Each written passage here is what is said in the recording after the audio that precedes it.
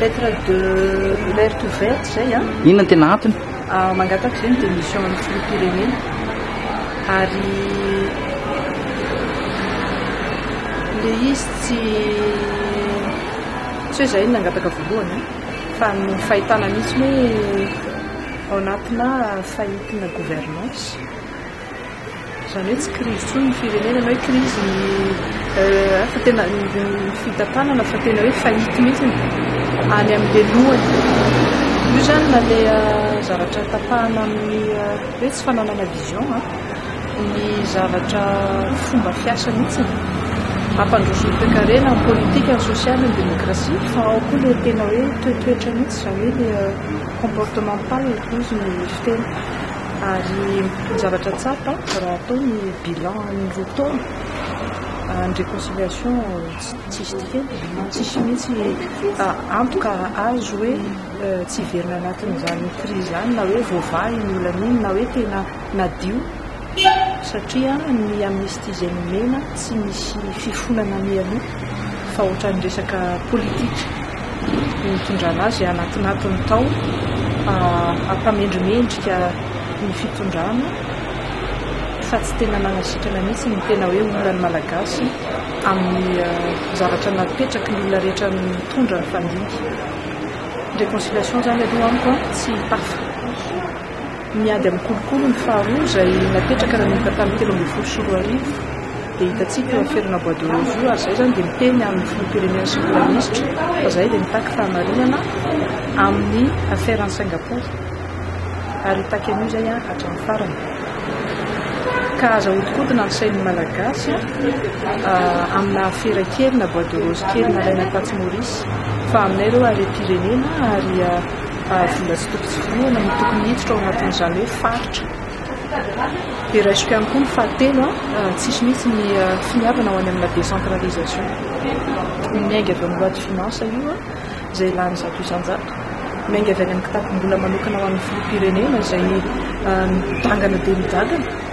tsy mbola misy mihitsy na trano fahaleovan-tena ny nakavy ny abetsaka izany voly izany dia porory fotsiny zany fa tsy vonona mihitsy sika handeha amin'ny décentralisation zany hoe ny zavatra promesse présidentielle natao tsisy tafa tsisy tanteraka ary ny zavatra tsy ao anatin'ny promesse présidentielle dia mitapatapahana tsy anatina débat démocratique ny fanomezana velaran-tany satria raha nafantatra an'izany any manindreo nifidy anazy io mety tsy nifidy anazy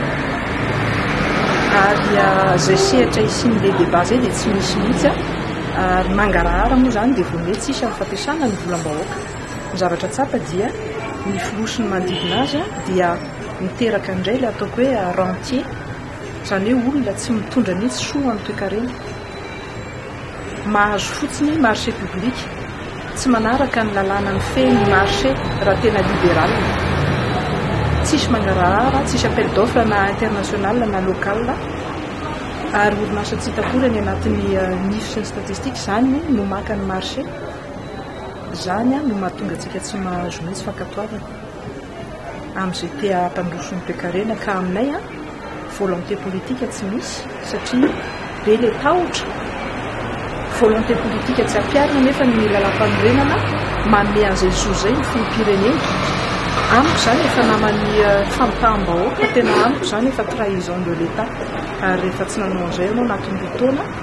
efa be da be ny tolo-tanana nataon'olona maro ampandeha n'ity toe-karena ity sy ty firenena ity dia amiko tsisy atenena mihitsy zany aminao ary raha ohatra ny ka ny baziny lapara no natonga anao filoham-pirenena nefa ianao roa taona gouvernementa roa tsy miara-miasa amin'le mapara dia tokony ohatran'ny prime ministre grika ianao lany izy miaraka amina politika hiditra ao anatin'ny olana ny firenena grika dia lasa le PM nanao politika vaovao ary dia nilatsaka ho fidiana fanindroa ny vokatra ho politika io dia teny amin'le filoha hoe ianao koa moa tsara mieritreritra an'izay fa zay ny fijerinay libéral démocrate ary ny fitaizana ny vahoaka anatin'le démocratie zany dia tena tsy misy mihitsy amin'ireny endrika fifidianana sénatorial sy ny maire talohany ireny ka